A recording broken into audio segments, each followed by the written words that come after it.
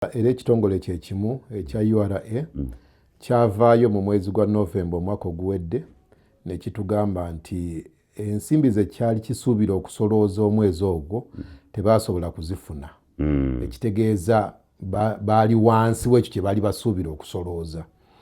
Bwe tutuuka mu Gw'ekkumi awo Desemba baali balina akabaga ng'ekitongole ke baali balina okugenda mu ndowooza akamalako omwaka ak'okwejaguza naye ng'ate sente tebazirina.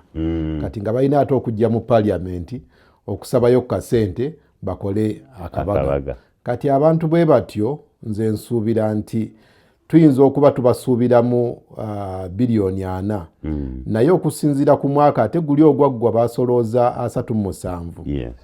Kati 4 gayinza obutasoboka kubanga olwedde batugambye nti egimu ku myezi gye bali basuubira okusoloozamu ensimbi tageti yaabwe tebagituukiriza bo bennyini.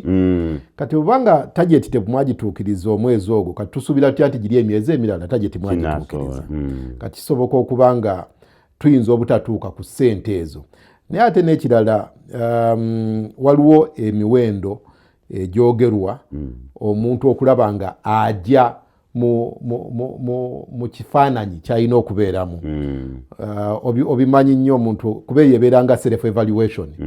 Omuntu n'ogamba nina emmotoka yange ya bukadde 4 naye nga gwe ogiwadde value. Naye kati bwe kituuka ku independent valuer n'agamba ayina emmotoka mu butuufu esaana miliyoni 2 kati n'agisala by half.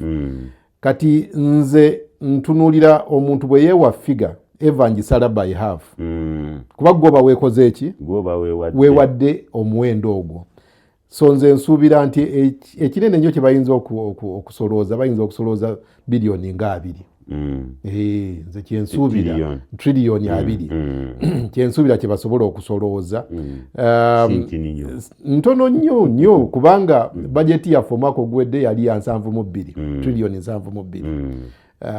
Already omwaka oguwedde okusinzira nga already bamaze okumala bazigyeyo